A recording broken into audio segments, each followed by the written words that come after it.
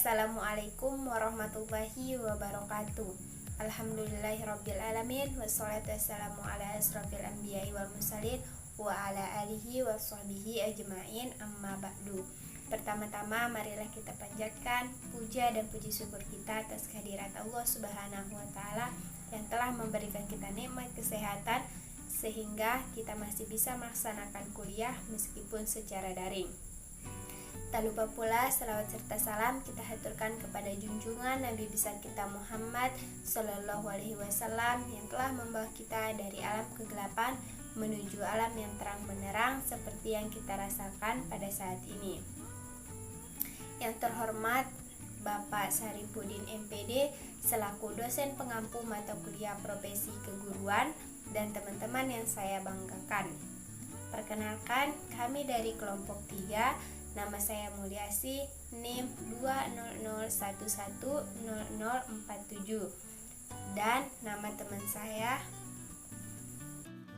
Assalamualaikum warahmatullahi wabarakatuh. Perkenalkan, nama saya Ade Putri Deviana Ahmad, NIM 200110053, kelas 2B jurusan PIAUD. Assalamualaikum warahmatullahi wabarakatuh. Perkenalkan, nama saya Nur Asmawati, kelas 2B semester 2, nomor NIM 200110042. Nama saya Zita Alawiyah. Kami berasal dari kelas 2B semester 2 Prodi PIAUD Fakultas Tarbiyah dan Keguruan Universitas Islam Negeri Mataram. Di sini kami akan menjelaskan materi tentang kompetensi dan karakteristik guru profesional. Yang pertama, saya akan menjelaskan tentang pengertian kompetensi profesional guru. Kompetensi profesional berasal dari dua kata, yaitu kompetensi dan profesional. Pengertian dasar kompetensi atau kompetensi adalah kemampuan atau kecakapan. Dalam Kamus Besar Bahasa Indonesia, kompetensi berarti kewenangan atau kekuasaan untuk menentukan atau memutuskan sesuatu. Keputusan Menteri Pendidikan Nasional Nomor 045/4/2002 menyebutkan kompetensi sebagai seperangkat tindakan cerdas dan penuh tanggung jawab dalam melaksanakan tugas-tugas sesuai dengan pekerjaan tertentu. Sedangkan profesional menunjukkan pada dua hal. Yang pertama, orang yang menyandang suatu profesi. Yang kedua, penampilan seseorang dalam melakukan pekerjaan yang sesuai dengan profesinya. Jadi, dari berbagai pengertian di atas, maka yang dimaksud dengan kompetensi profesional guru pendidikan agama Islam adalah kemampuan dan wewenang guru dalam menjalankan profesi keguruan. Artinya, guru yang piawai dalam melaksanakan profesinya dapat disebut sebagai guru yang kompeten dan profesional. Kompetensi profesional merupakan pekerjaan yang hanya dapat dilakukan oleh seseorang yang mempunyai kualifikasi akademik, kompetensi, dan sertifikat pendidik sesuai dengan persyaratan untuk setiap jenis dan jenjang pendidikan tertentu. Yang kedua yaitu komponen-komponen kompetensi profesional guru. Kompetensi profesional merupakan kemampuan dasar yang harus dimiliki oleh guru. Menurut Cover ada 4 komponen kompetensi dasar, yaitu yang pertama mempunyai pengetahuan tentang belajar dan tingkah laku manusia. Yang kedua, mempunyai pengetahuan dan menguasai bidang studi yang dibinanya. Selanjutnya, yang ketiga yaitu mempunyai sikap yang tepat tentang diri sendiri, sekolah, teman sejawat, dan bidang studi yang dibinanya. Yang terakhir atau yang keempat yaitu mempunyai keterampilan dalam belajar.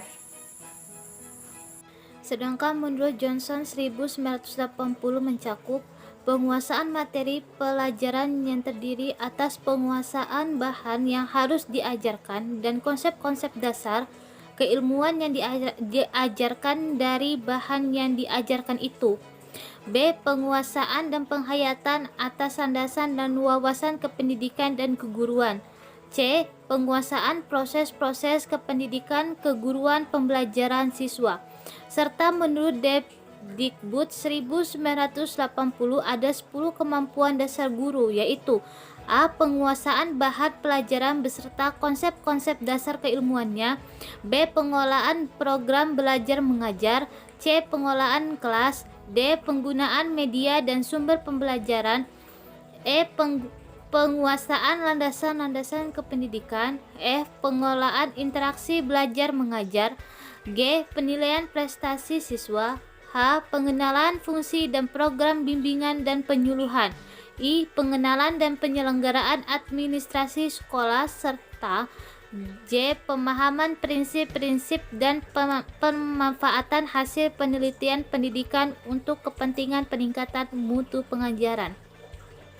Dari beberapa pandangan tersebut, di atas Anda dapat mempelajarinya secara rinci sebagai berikut. A. Penguasaan bahan bidang studi. Kompetensi pertama yang harus dimiliki oleh seorang guru adalah penguasaan bahan bidang studi. Penguasaan ini menjadi landasan pokok untuk keterampilan mengajar. Yang dimaksud dengan kemampuan menguasai bahan bidang studi menurut Wijaya 1982 adalah kemampuan mengetahui, memahami, mengaplikasikan, menganalisis, menyintesiskan, dan mengevaluasi sejumlah pengetahuan keahlian yang diajarkannya. Ada dua hal dalam menguasai bahan bidang studi. 1. Menguasai bahan bidang studi dan kurikulum sekolah. 2. Menguasai bahan pendalaman aplikasi bidang studi. B. Pengolahan program belajar mengajar. Kemampuan mengelola program belajar mengajar mencakup kemampuan merumuskan tujuan instruksional, kemampuan mengenal dan menggunakan metode belajar mengajar, kemampuan memilih dan menyusun prosedur instruksional yang tepat, kemampuan melaksanakan program belajar mengajar, kemampuan mengenal potensi entry behavior peserta didik, serta kemampuan merencanakan dan melaksanakan remedial. Saya akan melanjutkan materi yang ke-C, pengelolaan kelas. Kemampuan ini menggambarkan keterampilan guru dalam merancang, menata, dan mengatur sumber-sumber belajar agar tercapai susunan pengajaran yang efektif dan efisien. Jenis kemampuan mengajar yang harus dimiliki guru: yang pertama, mengatur tata ruang kelas untuk pengajaran. Yang kedua, menciptakan iklim belajar mengajar yang kondusif. Yang kedua, pengelolaan dan penggunaan media serta sumber belajar. Ada 5 jenis kemampuan memahami media dan sumber belajar menurut C.C. Wijaya. Yang pertama, mengenal, memahami, dan menggunakan media. Yang kedua, membuat alat-alat bantu belajar sederhana. Yang ketiga, menggunakan dan mengelola laboratorium dalam rangka proses belajar mengajar. Yang keempat, khusus untuk guru IPA dapat mengembangkan laboratorium. Yang kelima, menggunakan perpustakaan dalam proses mengajar. Yang ke-E, penguasaan landasan pendidikan. Kemampuan menguasai landasan pendidikan berkaitan dengan kegiatan sebagai berikut. Yang pertama, mempelajari konsep dan masalah pendidikan dan pengajaran dengan sudut tinjauan sosiologis, fisiologis, historis, dan fisikis. Yang kedua, mengembangkan fisik sekolah sebagai lembaga sosial yang secara potensial dapat memajukan masyarakat dalam arti luas serta mempengaruhi timbal balik antara sekolah dan masyarakat. Yang ketiga, mengenal karakteristik peserta didik baik secara fisik maupun psikologis. F. Mampu menilai prestasi belajar mengajar. Kemampuan menilai prestasi belajar mengajar perlu dimiliki oleh guru. Kemampuan yang dimaksud adalah kemampuan mengukur perubahan tingkah laku peserta didik dan kemampuan mengukur kemahiran dirinya dalam mengajar dan dalam membuat program. G. Memahami prinsip-prinsip pengelolaan lembaga dan program pendidikan di sekolah. Di samping melaksanakan program belajar mengajar, menurut Nawawi, diharapkan guru membantu kepala sekolah dalam menghadapi berbagai kegiatan pendidikan lain yang digariskan dalam kurikulum. Guru perlu memahami pula prinsip-prinsip dasar tentang organisasi dan pengelolaan sekolah, bimbingan dan penyuluhan termasuk bimbingan karir, program kulikuler dan ekstrakurikuler, perpustakaan sekolah, serta hal terkait lainnya.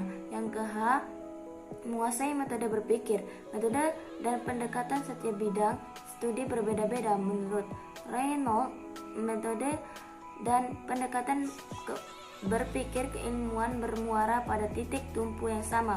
Oleh karena itu, untuk dapat menguasai metode dan pendekatan bidang-bidang studi, guru harus menguasai metode berpikir ilmiah secara umum.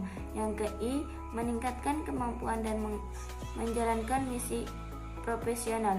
Ilmu pengetahuan dan teknologi terus berkembang. Untuk menyesuaikan diri dengan perkembangan ilmu pengetahuan dan teknologi, guru harus terus-menerus mengembangkan dirinya agar wawasannya menjadi luas sehingga dapat mengikuti perubahan dan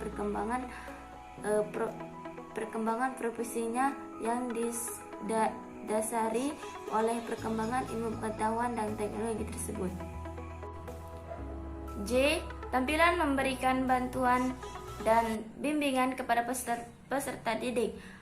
Bantuan dan bimbingan kepada peserta didik sangat diperlukan agar peserta didik dapat mengembangkan kemampuan melalui proses belajar mengajar di kelas. Untuk itu, guru perlu memahami berbagai teknik pembimbingan belajar dan dapat memilihnya dengan tepat untuk membantu para peserta didik. K. Memiliki wawasan tentang penelitian pendidikan. Guru perlu mengikuti perkembangan yang terjadi dalam dunia pendidikan dan pengajaran, terutama hal-hal yang menyangkut pelaksanaan tugas-tugas pokoknya di sekolah. Setiap guru perlu memiliki kemampuan untuk memahami hasil-hasil penelitian itu dengan tepat sehingga mereka perlu memiliki wawasan yang memadai tentang prinsip-prinsip dasar dan cara-cara melaksanakan penelitian pendidikan. Yang ke-L, mampu memahami karakteristik peserta didik. Guru dituntut memiliki pemahaman yang lebih mendalam tentang ciri-ciri dan perkembangan peserta didik, lalu menyesuaikan bahan yang akan diajarkan sesuai dengan karakteristik peserta didik.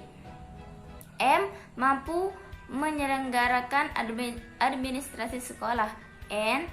Memiliki wawasan tentang inovasi pendidikan. Seorang guru diharapkan berperan sebagai inovator atau agen perubahan, maka guru perlu memiliki wawasan yang memadai mengenai berbagai inovasi dan teknologi pendidikan yang pernah dan mungkin dikembangkan pada jenjang pendidikan. Yang ke-O, berani mengambil keputusan. Guru harus memiliki kemampuan mengambil keputusan pendidik agar dia tidak terombang-ambing dalam ketidakpastian. Semua tindakan akan memberikan dampak tersendiri bagi peserta didik, sehingga apabila guru tidak berani mengambil tindakan kependidikan, siswa akan menjadi korban kebimbangan. P. Memahami kurikulum dan perkembangan. Q. Mampu belajar berencana dan terprogram. Guru dituntut untuk dapat bekerja teratur terhadap tahap demi tahap tanpa menghilangkan kreativitasnya. Rencana dan program tersebut akan menjadi program kerja guru sehingga tahap pencapaian pendidikan dapat dinilai dan dijadikan umpan balik bagi kelanjutan peningkatan tahap pendidikan.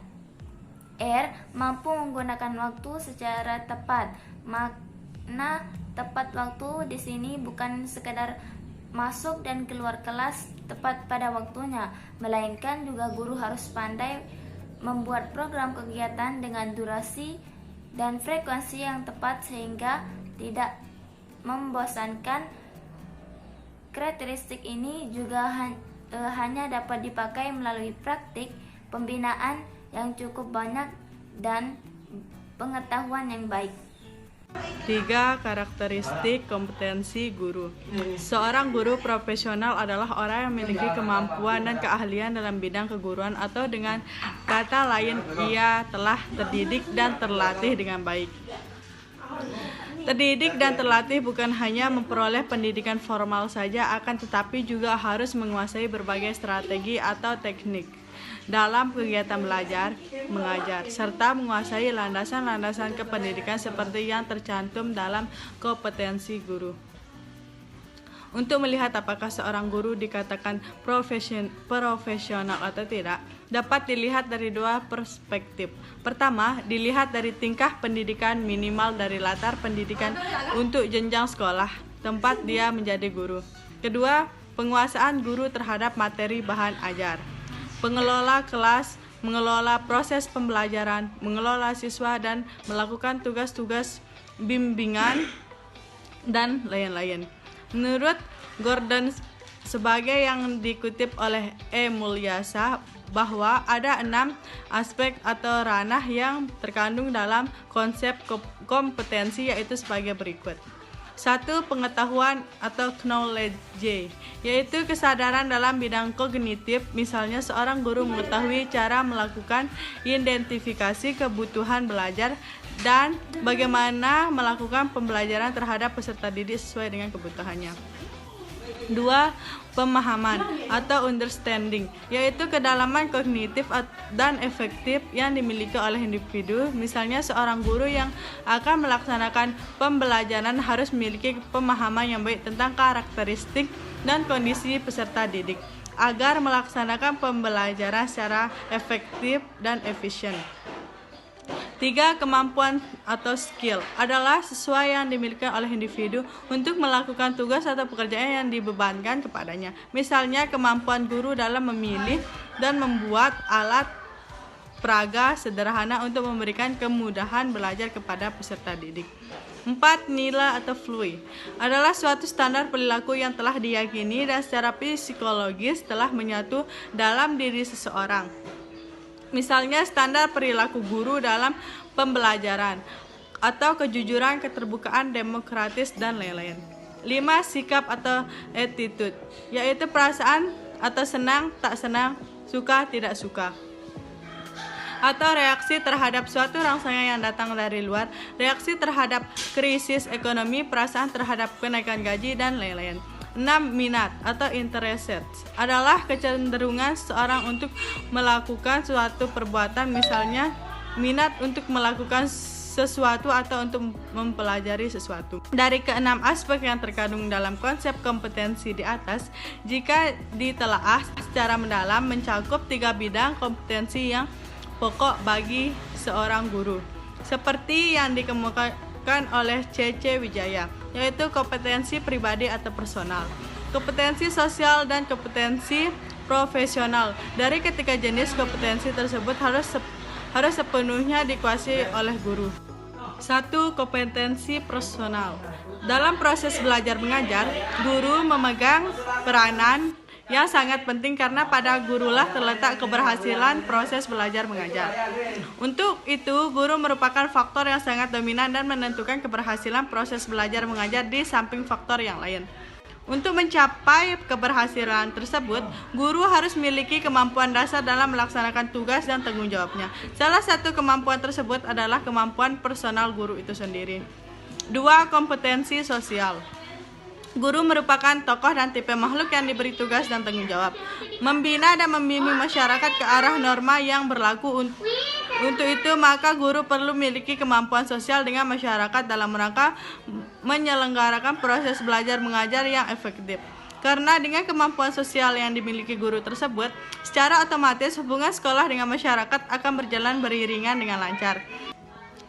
3. Profesionalisme merupakan modal dasar bagi seorang guru yang harus memiliki dan tertanam dalam perilaku kepribadiannya setiap hari, baik di dalam lingkungan sekolah maupun masyarakat. Sementara itu, proyek pembinaan guru atau P3G atau ada 10 kompetensi yang harus dimiliki guru untuk mencapai tunjukan pendidikan. Kompetensi tersebut adalah A. Menguasai bahan, B. Mengelola program belajar mengajar, C. Mengelola kelas, D. Menggunakan media atau sumber belajar, E. Menguasai landasan kependidikan, F. Mengelola interaksi belajar mengajar, G. Menilai prestasi belajar siswa, H. Mengenal fungsi dan layanan BP, I. Mengenal dan menyelenggarakan administrasi sekolah, J. Memahami dan menafsirkan hasil penelitian. Sekian presentasi dari kelompok kami, lebih kurangnya kami mohon maaf karena sesungguhnya kesempurnaan hanya milik Allah Subhanahu wa taala. Apabila ada kelebihan itu hanya milik Allah Subhanahu wa taala, dan apabila ada kekurangan itu dalahnya dari diri kami sendiri. Wabillahi taufiq wal hidayah. Wassalamualaikum warahmatullahi wabarakatuh.